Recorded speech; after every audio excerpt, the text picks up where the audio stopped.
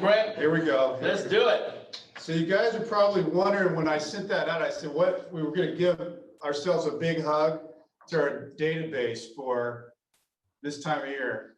And why would we, in a business growth, want to be giving our database a big hug this time of year?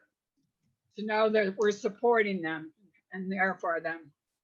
Yeah, and does every, the thing about this, just like we've talked about everything else when we were talking about the, putting your business plan together and creating a system for your marketing, creating a system for how you get in contact. This is one of those things where it evolves just like your business plan, but you want to have something that you do and you break it down and you do it a certain way every year so you don't miss it, because it's a big thing this time of year that you're reaching out and giving appreciation, gratitude to the people who have been part of your business. And what are some of the things you guys do for reaching out? Because I know you guys probably do certain things. Anybody do anything? Come on. Don't be shy. I'll tell you Come something. on. I'll give you an idea. I'll start. How about the popcorn tins from like Target? They're about $7, and you could do like a Popeye and drop it off at their house. Yeah, That's good. that's a great idea, Len.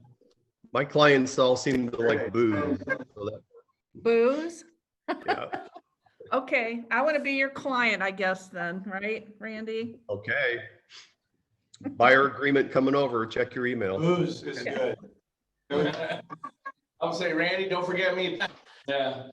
Oh, we're gonna need a lot of But booze. here's, if I may, I know, right? If I may say, remember, and most of the people that took the business plan meetings and everything else that we've been addressing, remember when we were talking about fourth quarter being the time to now start working on 2021 business models, your CRM campaigns, kind of re-vetting everything in your client database, going through all your transactions of what you've done over the past year, kind of see where you know how to isolate and reference perhaps certain clientele. Also, a good time to really find out who were those clients that referred you guys business, right? And you might want to treat those people differently Yeah. than the people that you actually did your buying and selling with, because those referral people that gave you referrals, you might want to treat them different in a whole different way, a different time category, because you want that to continue on and keep going. You want them to be your pipeline. Those people give you referrals. Absolutely. Can you guys, in your database right now, this is only talking about business, we're talking about business growth, so it kind of encompasses everything we're addressing now. Can you guys right now in your CRM system, can you guys press maybe 1 or 2 buttons and it shows you your clients that have referred you business? Can you isolate it that fast in your database or in your CRM systems? Okay, and if you can't, this is a top or a Good time to do a it. good time. Yeah, absolutely, Brent. A good time to do so because, we understand that we're not, if you serve 100 clients in a year, we do understand the reality is we're not going to have 100 clients giving you 100 referrals, each one of our referrals. We get that. But you know what? You do in your business, you guys do establish raving fans, right? So how do you keep those raving fans continue, the ones that are actually continuing to refer, to give out your name, your phone number, and that when and you make that mark on Mr. Smith was referred by XYZ, again, another referral, those are the ones you really want to capitalize in your incubation system, right? Remember, we're talking about target media branding. We're talking about online social media branding. But then again, what is the best line of referrals that you can get? Free referrals, organic referrals from previous clientele. What does that say more for you than anything, right? Have we gotten to that point of isolation? Have we broken down our CRM systems in campaigns that you're going to be able to set up your campaigns to achieve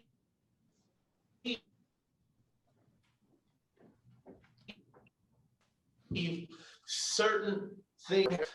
They talk about me, they haven't referred to anything, but they're always commenting on my social media, right? You're getting a lot of interaction from those clients on social media. What kind of information can you send them online that costs $0 to continue to be in their head? You know, when you're out of sight, you're out of mind, right? We're talking about things that you can do during fourth quarter. Now, mind you, we always have this genre of you know, or the stigmatism rather, I should say, of fourth quarter is always the slowest time of the year. Now, for us tenured agents, you know, I guarantee you, you guys don't slow down. You might slow down a little bit, but you're still doing business. You're still closing. We're in December. And I think today, if I'm not mistaken, I'll have the numbers. I know I'll have the numbers on how many closings we got this month as a company. And I guarantee you it's going to be above 30 to 40 easily. So business is being done, but also take the time, guys, right now between December, this month, and Christmas or the end of the month to really focus on blending and spearheading your objective on your CRM. Separation, because you want to be able to be at 2 clicks of a button, maybe even one, to send something to one sphere, send something to another sphere, send something to another sphere, just like that. Well, and I think Randy brings up a good point that you need to know your audience. So if you know somebody who really likes a good whiskey or a particular wine or a vodka or whatever that is, you know your audience. You know the people that you know. You might know that the other person that they like to cook, and so you're sending them recipe cards and all different things like that. You want it to not. You don't want it to be so generic. You want it to actually mean something when you're reaching out to these people, because that makes a better connection than it just all out. Hey, I'm sending this out because this is what I do for all my clients. It's good to have a good idea about a plan of what you want to do with those people, because it means more if it feels more personal. So it takes a little bit of time to do that, because a generic, you know, shotgun approach, it's out there, but it might feel a little bit different than somebody who gets something they, oh, you know what, Jose knows I like that. Isn't that cool? I feel good about Jose today. That's kind of what you want it to feel like. Another example is who here, quick show of hands, and I'm sure all of you have done this, but who here deals with rehabbers, right? I'm sure a lot of you guys deal with rehabbers, okay? Do you guys know that the cost of material, right, continues to increase right now, right?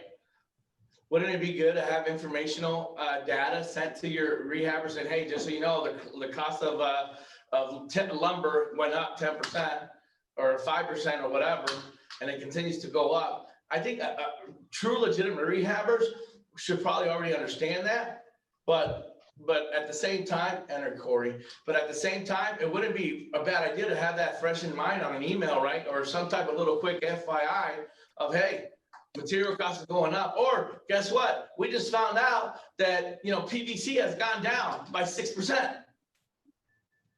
Yeah. Set up your contracts with these providers, these vendors, for 6 months out so they can lock in the price for you, your rehabbers.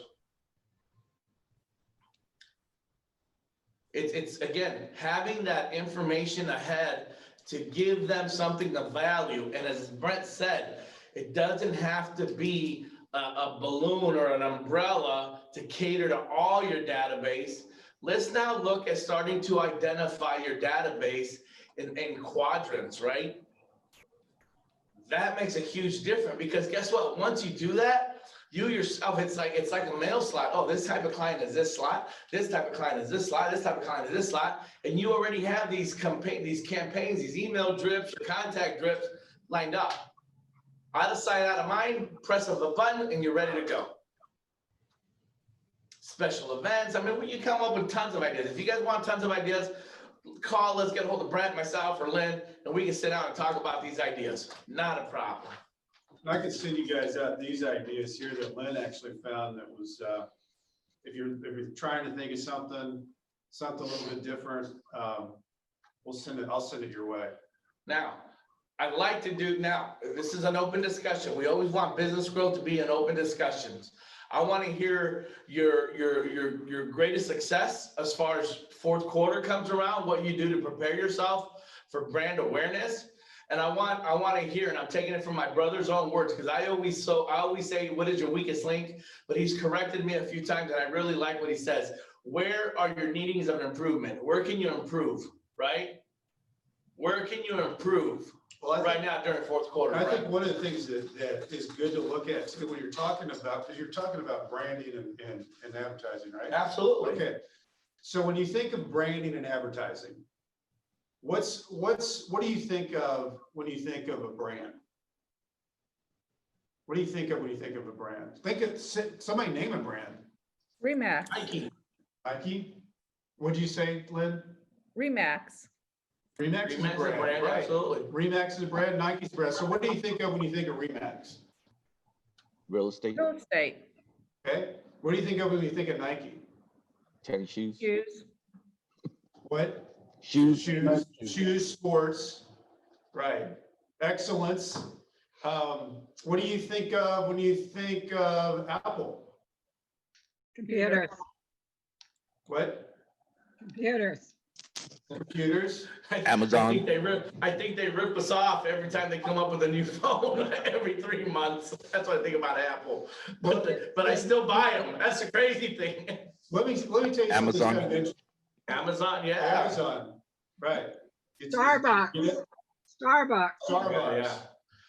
And that's an experience. You think of Starbucks experience. Amazon, you feel like I can go there, get everything, whatever I need. You just said something right now. You said something that really just hits. All those brands, right? They work and develop not only as a brand, but they deliver an experience. Right. Do you guys deliver an experience to your clientele? yes. The home Now, buying this is an open experience. dialogue. Don't make me start pointing names. I got a big TV here. I can start pointing fingers. I feel like I'm like this. So I want to know from you guys. We have tenured, successful agents on this call. I want to hear from you guys, right? What is the experience that you can say, my brand, when I go and promote myself and I go out there and I go talk to my clients, whether it be media platform branding, one-on-one, organic conversation, what is it truly a value that I bring to my client? Obviously, right? You think service, you think this, you think that. But at the end of the day, why do people come work with you guys? Why? If you guys had no access to any social brand awareness or anything like that, and agents or clients are going to have to pick, what is it that you have to offer that you can consider actually a experience? Our experience is what you got to offer. Reputation. And I think here's the thing about what Jose's saying on the experience side on branding, because if you flip the page, what's the difference between brand and advertising? Brand is something that's recognized, like you develop that reputation, right? That feeling, you know, Yeah, like Nike does a pretty good job at that, where they start showing these commercials, and it's, you know, it might be like a young, you know, kid, you know, running, next you know, like 20 years later, he's like a sports athlete or something like that. Right. And they get that emotional tie in there, you know, that's what they're pushing. They're great storytellers. Yeah. And they make the hero in the story the customer. So the thing about that is, if you think about advertising is giving you an offer and an ask. A brand is a feeling. It's a gut feeling you get when you see something and you feel it. And what we want to do is we're always going to be advertising, because that's, you know, we're advertising our listing, we're advertising whatever that is. But our brand is actually what grows our business, because when people see us, they feel us and they know. And one of the things about a brand is you look at the truth of brands is what do customers want? What problem are we helping them solve? And what would life look like if they engage in us? That's the brand. And so when you look at people who are good at branding, you have to ask, who are you? Who are you? What do you do? And what does it matter? So when we're branding ourselves, whatever we're doing, it's like when some of the best successful people in the world have screwed up this miserably and then gone back and fixed it.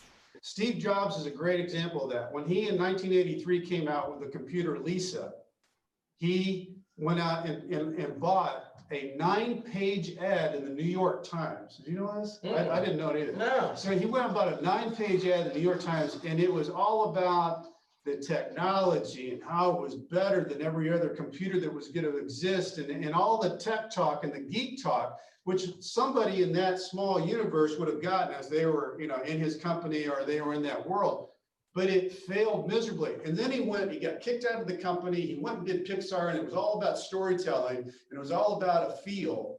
And he came back, and you know what his brand was with Apple at that time? It's 2 words. 2 words. Apple is think different. Think different became their brand. And if you think about Apple, that's kind of their brand. They think different. So when you're thinking about your brand, so many things roll into that, but one is it's clarity. Clarity, you know, if you confuse them, you lose them. So don't get too much into everything. Be who you are and fill them up with that as much as you can and be really consistent with it. 2 windows down here. You guys going to, I want to, you know, basically, the one thing that I want to bring up and kind of just addressing what Brent just stated, and to give you another example of brand marketing. How many of you guys have seen on TV now these companies that come out and say, "Hi, I'm so-and-so, and I started the revolutionary, you know, pillow because, you know, over the years, you know, I noticed that I just wasn't sleeping right, and I made this pillow. So here I am 12 years later with this pillow." Or we decided to make these socks, right? Because we found that socks were so expensive. Now it's that whole experience of, hey, it's a story. We were just like, you know, a regular average Joe, but we found something that we just said, hey, I know I can make it better because this is not what I want, right? Though from movement watches, man, I can name a whole handful of these companies. It's all the same, they're all different companies, but the same scenario, the same setup in their marketing. And they talk about what they've done to change the industry, right? Well, you know, one of the things too is like, you know, a lot of those RE/MAX conventions that we go to, they always get these guest speakers, and really all they do is stand up there and tell stories about experience and stuff like that. And one of the things when we're talking about yesterday, when we're doing videos and stuff, we're talking about videos, you know, everybody's, I always hear that comment where, well, I don't know what to say. I don't know what I would say in this. Well, here's something that I thought about, and we can probably tie this in. All of us had, you know, customers, right? We all had every experience with a customer has been different. So why not just tell a story about that experience with that customer? Hey, you know, I had a customer, this is what his experience was, because then people can relate to that, you know, as far as the process. And I think if he did that and shot little videos throughout the time, more of an experience, I think that's money right there. Absolutely. Here's one thing as you're saying that, Victor, and again, I don't mean to interrupt. I know this is your baby, but I get passionate about talking about how to get us out there, how to get each and every opportunity to maximize to its fullest potential. But, you know, as an organization, so you know, for business growth for us as a RE/MAX Gold family, we're coming out with even our own hashtag line or our hashtag, right? You know, our hashtag, and Brent, no one's heard this because I think we're going to change it, Brent. We went from Family First 2021 because we were using it from a recruitment mechanism to get everybody information, all that data out there. But you know what I think is probably best that we do as an organization, as a family? Families First 2021. Why? Because then you guys can also tag that. And every time you put a post out there, when you guys are successful in closing or gaining a listing, it's going to be a book of nothing but families excited about listing homes, selling homes, the agents. That's what I think, honestly, we need to do, right?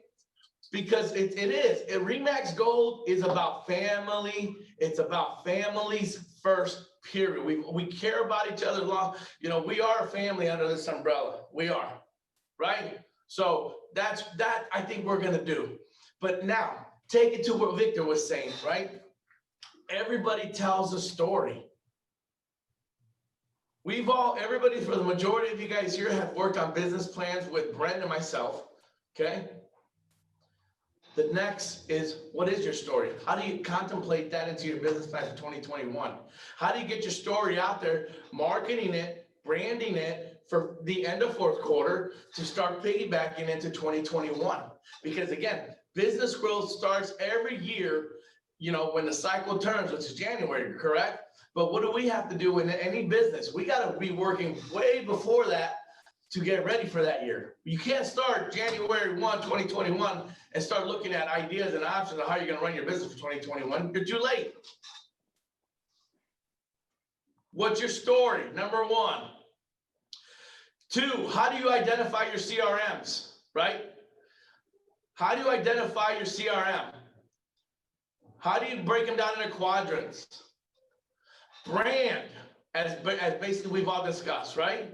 There's another one, your brand awareness. How do you get your brand out there?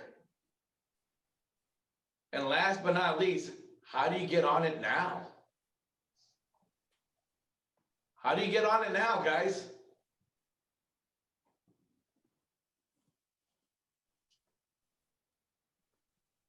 What's the first step? What do you guys got to do? Brent, you got tons of info here. Jump in. I keep interrupting. I'm sorry. It's good. You get Jose on a roll, you don't want to stop him from talking. But one of the things too, when you're looking at this, I think, and Jose's talking about when you're attaching this to your plan, because it's what it is, it's an overall plan. Look at who's doing it. Check it out. Figure out who's out there making it happen. We've got people locally that do it. We got people nationally that do it. There's some people, I just wrote some people down because I've been looking at them the last couple of months. If you want to write these down, Shannon Gillette, I think she's only been in the business for 3 years and she's killing it. She's out in Arizona. Her consistency is that she is always doing a featuring a home a week. And it's just fun, and she does it, and people count on it. I think it's always on Thursdays, but it's her thing. She does the other stuff like market, and then she always has stuff. You'll always be able to count on anything that's with her family, fun stuff with the kids. If they're going out and doing something, she incorporates the personal with the business, and that becomes this feeling that you get from Shannon that she's just going to be there. She's there in your neighborhood. She's part of your community. That's her feeling, her brand. There's a guy named Brad McAllister. He's up in Canada. He's only been in the market for, I think, 4 years. His brand is fun. He has fun. He goes in and creates these funny, because his personality is that way. So he feeds off of that. So when he does these listings, he does fun things with his listings.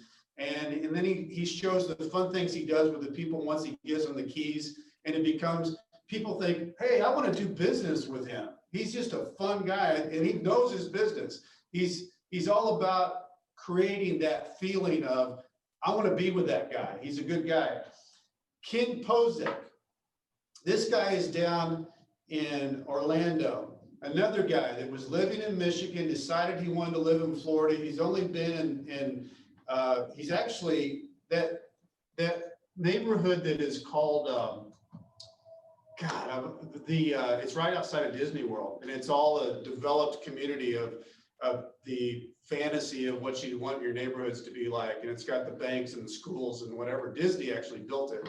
Can't remember. Celebration, I think, is what the name of it is.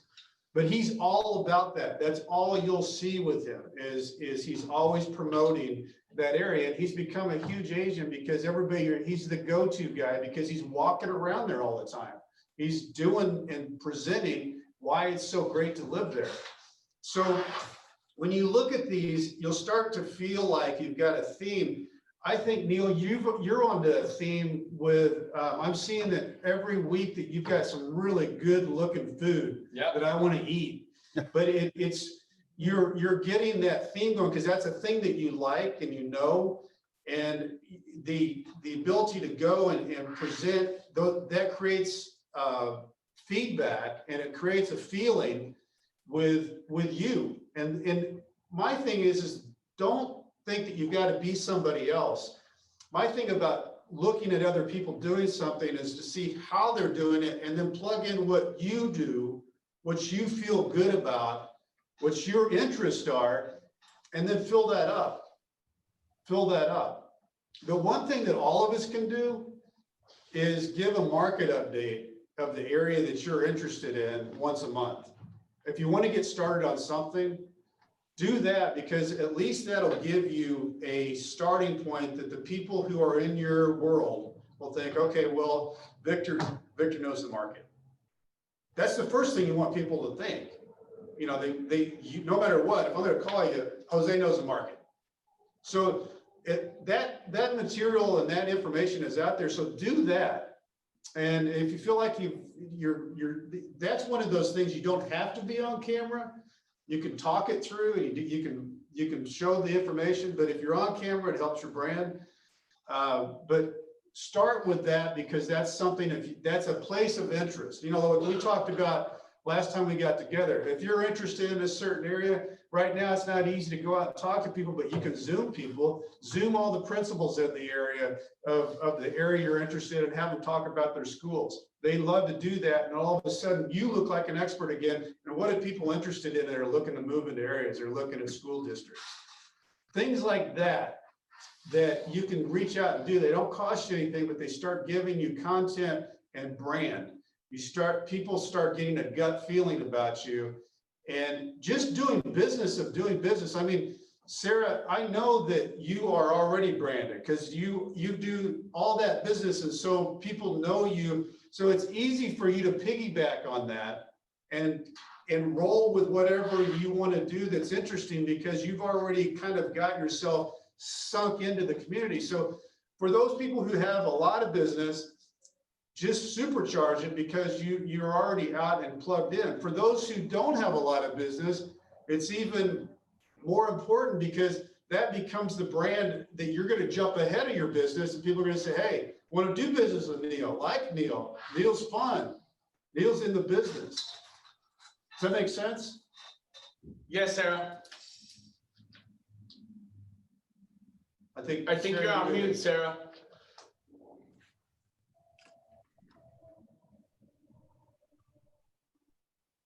You hear me better now? Yep. Oh yeah, there we go. I'm thinking this is the time that we all need to write the personal handwritten note to customers. It's very, very important. I do send out the calendar, every year by the end, just touch base with them with the pandemic. We don't have any activities that we can get in touch with them. So handwritten note is very good at this time. I told and Lynn, you've been big on that, talking about that because anything that you get in the mail right now, it's like they're saying that the old stuff is the new stuff. So everybody's going into, putting stuff in digital advertising and that. But getting something in the mail that's personal is something that you can get a lot of traction with because they don't get mail like that. You get bills and you get junk mail. Yeah. So And to clarify what Sarah means, it means, and Lynn would attest to this as well, it means actually handwritten, Mr. So-and-so, Mr. and Mrs. So-and-so. Thank you so much for allowing me to be your real estate of choice, real estate professional of choice. We want to wish you a happy holidays, whatever, but it's actually personalized to them. So that's the difference, as we are talking right now to the quadrants of your CRM systems, right? It's, you have to be also take to Sarah's point, who is very successful, and Lynn's point, that little touch of just sending a personalized card makes a huge difference, right? And that's in any industry, right? If you get a card from your doctor that says, hey, I just want to thank you and wish you guys a great holiday and happy health, you're going to open that and be like, oh, that's very cool. And then you put the card up because it's nice that you got somebody that you're paying, for their service, and they're giving you something back.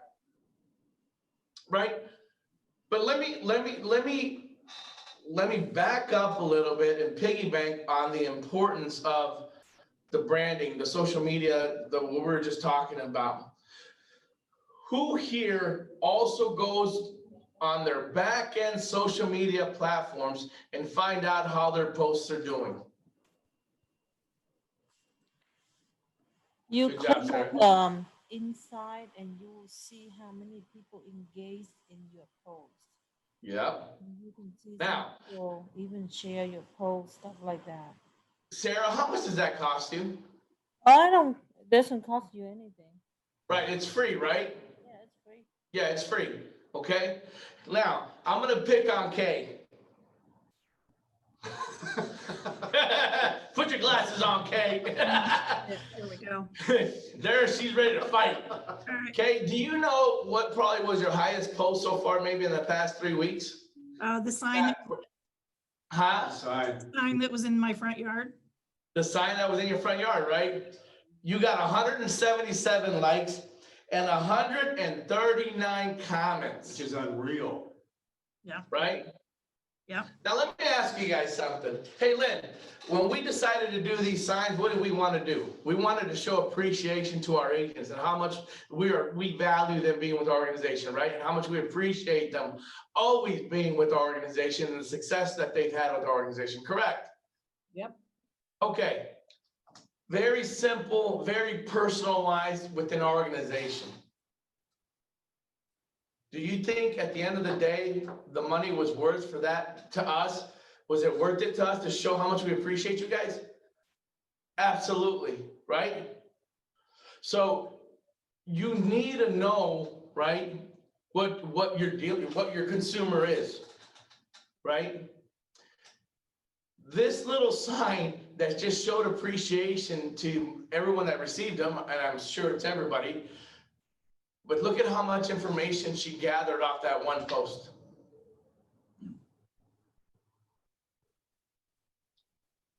It's being creative. It's not being afraid to be on a camera and talking a little bit, personalizing your life. When you have social media platforms that are just strictly about business, it gets redundant and it's like a wall. It's like paint. It ends up blending in with the paint. Most people won't pay attention to it because it's the same kind of concept. But when they get an inside look of a Kay Roberts, right, and how hard she works and how much her company appreciates her, people take notice. Imagine doing that with your clients. They say too that when you do that, whenever you're doing any of the stuff when you're reaching out, it's a difference between being the movie or the commercial. Because you want to watch the movie, you don't want the commercial. So you don't want to be the commercial. Whatever you're doing, you want to be interesting or entertaining or giving away something of value enough to where you are the movie, not the commercial. You don't want the commercial break. You don't want to be the advertisement. Let me ask you guys something, right? Because some of you guys said you do have your CRMs somewhat, in quadrants. I can never say compartmental. I can never say that word. Yeah, that's what he said. I can never say it. Never comes out of my mouth right. But that's the correct word, right? Say it one more time. Compartmentalize? Compartmentalize, right? There's a lot of words I can't say. He's got that one down. I've taken too many hits to the head in my life, guys. You know that. So listen, right? What is like the reality is, I always tell you guys that the work begins after the deal is done. You guys hear me say that all the time. The hard work begins after the deal is done. Okay? So if you were separating your CRM system within quadrants or compartment, that word, right? Wouldn't you, when you start realizing that, man, I've reached out to everybody, I'm very, methodical and reaching out to my database constantly, but I'm really not getting any return, any engagement, right? With this line of clients, right? I'm getting great engagement here with this line of clients. Where do you want to focus a lot of your work at? It's not a trick question. All right, I'll help you. On the ones just- the ones that give you referrals and stuff. Well, now listen what I'm saying.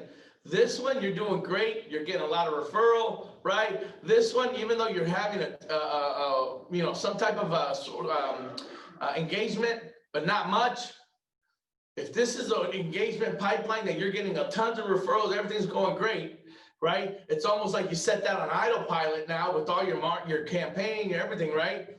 Wouldn't you want to focus on the ones that are not giving, that are basically out of sight, out of mind? Wouldn't you want to work on that instead of the weakest link, the needing of improvement of your pipeline in that CRM system?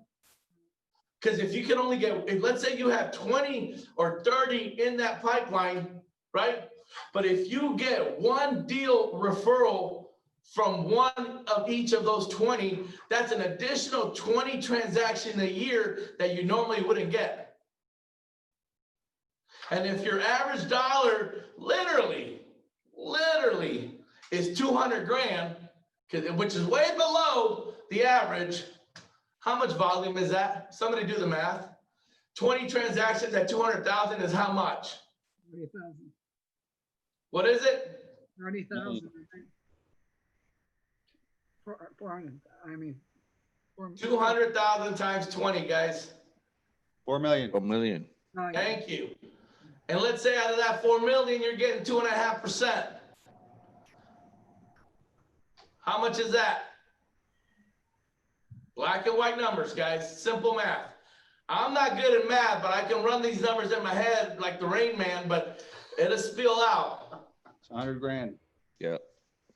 100 grand in additional revenue by just focusing on the needing of improvements of your CRM system that normally you don't touch, because guess what? Everything else is working. You're busy being busy, and you're going, right? But you forgot that the other portion of your database that you send, email campaigns, postcards, whatever, right? Sits out there. How do you get them to engage? How do you get them to remember you? How do you get them to get you to at least one deal a year? You guys follow me? Mm-hmm. Business growth starts by understanding the regimen or the structure that you need to put in place in order for you to be successful in your business. That way it's templated, and this way you can actually build upon your business versus just being in your business. Any thoughts about that? Imagine if you guys can add just 20 more, and I'll be honest with you, I can probably look at this TV right now, and I could probably easily say, right now, each and every person here has at least 100 people in their sphere and or in their database, at least. That they probably don't have it in the CRM, but if they really put pen to paper, they can get to about 100 people. Now imagine the people that have been in this business for a while now that have 200-300 people in their database. And you're only talking about 20 people adding you an extra deal at 200,000 an average, giving you $4 million, making you a gross commissions of 100 grand. By focusing on the improvement side of your business, not your weakest link. I'll never say that again, thanks to my brother, because that totally makes sense, right? I also used to use that. Corporate companies used to use, what is your weakest link? No. What is our needing of improvement, guys? Make sense? Mm-hmm. what would you want to start off right now? Because I don't want to sound like we're trying to throw all this out to you. And I know Brent has a whole list over here. And I keep pushing them out like, get out of my way. I'm excited. But I want to know right now, right? What is your needing of improvement and how you're going to take action? How you're going to take this information today that we're giving you and how you're going to put it into play. We are literally at the 9th. Is it the 9th today? It is the 9th. It is the 9th of December, guys. Are you guys ready for 2021? I sure the hell am. And I don't mean that business-wise. I'm just ready for this year to be over. But in reality, the question is, are you really ready for 2021? Are you? And if you have an inkling of doubt, I would highly recommend you to take it upon yourselves and start using that business plan that we constructed and start plugging in what you have to get done in the next few weeks. It's crucial, guys.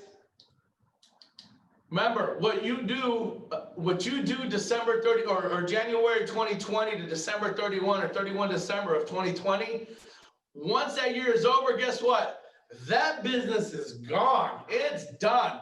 And as I'm sure, like our tenured agents, Kay, Sarah, Randy, Vic, you know, if I'm missing Steve, you guys really know that it's not like you immediately know that you're going to get that same amount of money next year, right? In volume. You guys are aware of that, right? We all are aware of that, right? You got to go out there and get it again. So it's the deal, like business and retail, business and sales, it ends when the year ends and you start brand spanking new. We're the only type of industry in sales that you start square one, brand spanking new every January 1. Talk about fun, right? So how do you get yourself consistent? Huh? So you go from hero to zero. That's right. That's right. You go to hero to zero. I want you guys to write down that hashtag, Families First 2021. Every time you guys got something on social media, put that hashtag on there. Let's make sure we make this a branded hashtag for our organization, because then it looks like everybody in our organization is doing all that work collectively. They're seeing it everywhere. That's a big deal. Go ahead, carry on. Sorry. The other person that I left out, this Sandy McMaster is another one that she's out of Virginia. That's very good. Lynn, what was the lady's name that does the little short videos that you were showing me? She's out in Florida. Oh, Joan Dewey. What's her name? Joan Dewey. Joan Dewey. She's another one that she does maybe a 2-3 minute deal, that very useful information. Really And good. she does it, what, once a week?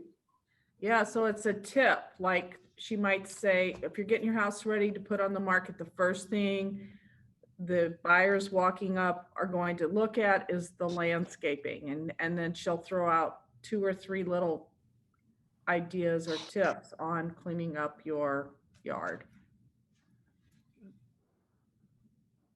Yeah, so just to circle back around, the brand, as we all agreed on, is it's a gut feeling. When you see it, you know it, you feel it. Story.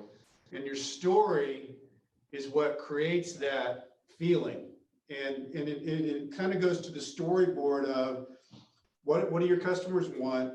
What problem are we helping them solve? And what will life look like if they engage us? That's kind of that's how you do that. You know, who are you? What do you do? Why does it matter?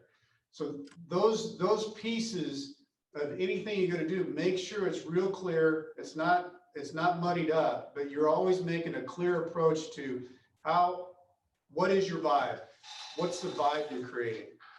And that runs parallel to what you're doing in your business, because eventually you bridge them, and you are your brand, because you are the commodity, and what you do is real estate, and what people feel about you is why they do business with you.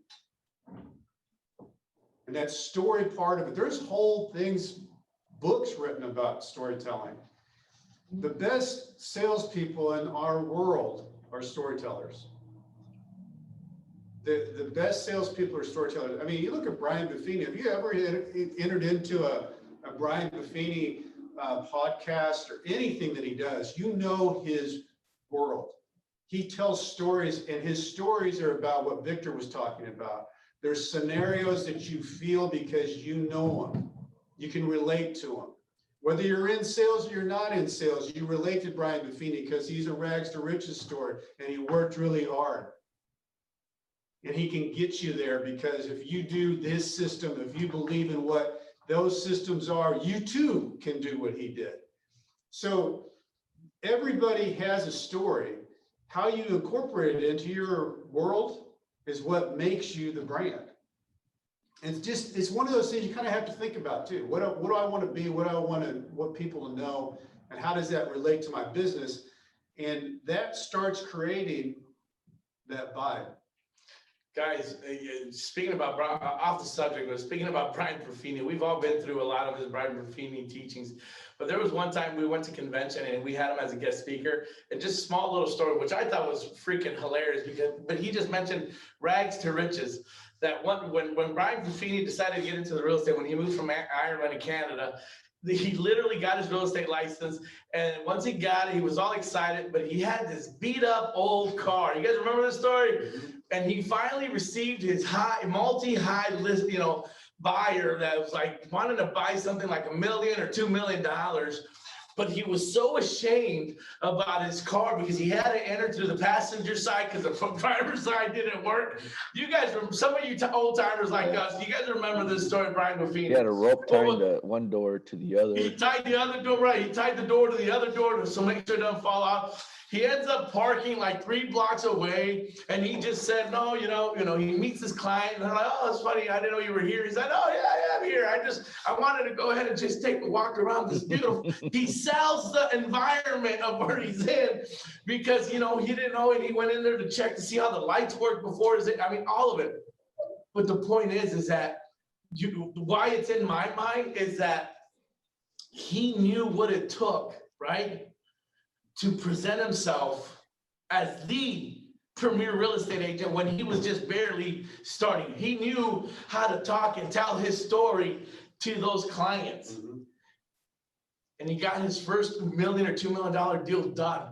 With that money, he goes and buys a little bit of better car, right? But think about that, man. It's not about, it's not that, oh man, everybody's doing the same thing. It's not about that. Think outside the box. Do something different. Talk about yourselves a little more on your social media. Sarah does such a phenomenal job. And honestly, I feel like Sarah's like, where's Waldo? Because she travels and she shows pictures of her travels, her family get-togethers. Like, I personally feel like I know Sarah, not only as a colleague here or a family member in our home here at Remax Go, but I feel like I know Sarah personally because of everything she puts on social media. And I think it's really cool because I've never gotten to travel that far. Like, I can see her picture and be like, so that's what it looks, that's what the Great Wall of China really looks like, right? That's cool, right? Or she's on a beach or at the Lake Carlisle or something. I love that kind of stuff. And believe me or not, if I like it or I don't like social on your button, I love seeing that kind of stuff, right? And that tells a story. It tells a story. She works hard because she loves to be with her family and explore with her family. Yeah. And if I don't hit that nail on the head like this, please correct me if I'm wrong, Sarah. But what you show me is you're wanting to be able to work hard, to enjoy your family time, and to be able to go out there and do what you want to do with your family and explore, right?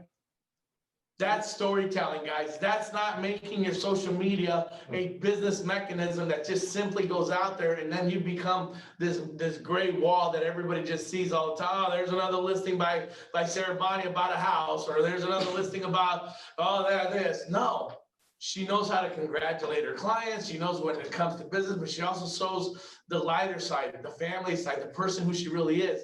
Guess who else can relate to that? other people, right? Other people, like, man, I like Sarah, man. She does this, she does that. That's cool.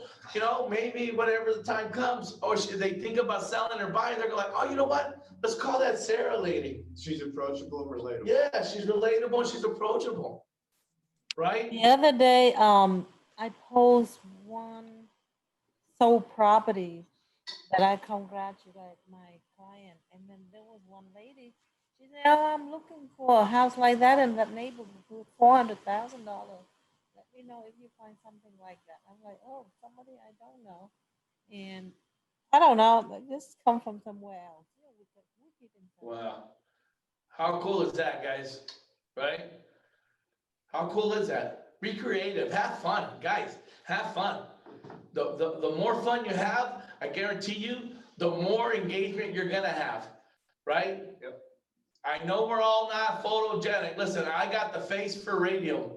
I'm telling you right now, I got the face for radio. I can't be on, you know, I'm not the good looking guy that needs to be on the screen, but guess what? Practice makes perfect.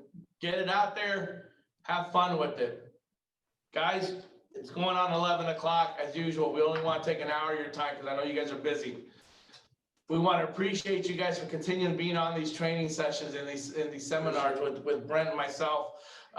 But I hope you guys take everything that we talked and discussed today, because today was a good discussion about preparedness, readiness, and guess what? What else? Accountability brings what? Consistency, right? Make those changes or add to it, but let's make it happen. You guys got less than 2.5 weeks to get this done. 2021's around the corner. Start deciphering your CRM system. Start seeing how you can get more production out of your CRM system. The work always begins after the deal is done, guys. Brent, you got anything to say about Well, just appreciate you guys being on, and I'll send you out this thing that Lynn put together to give you any ideas to keep reaching out to your people over the holidays. You guys are probably already doing a good job, but it's always good to run your brain through and see if you can get anything else.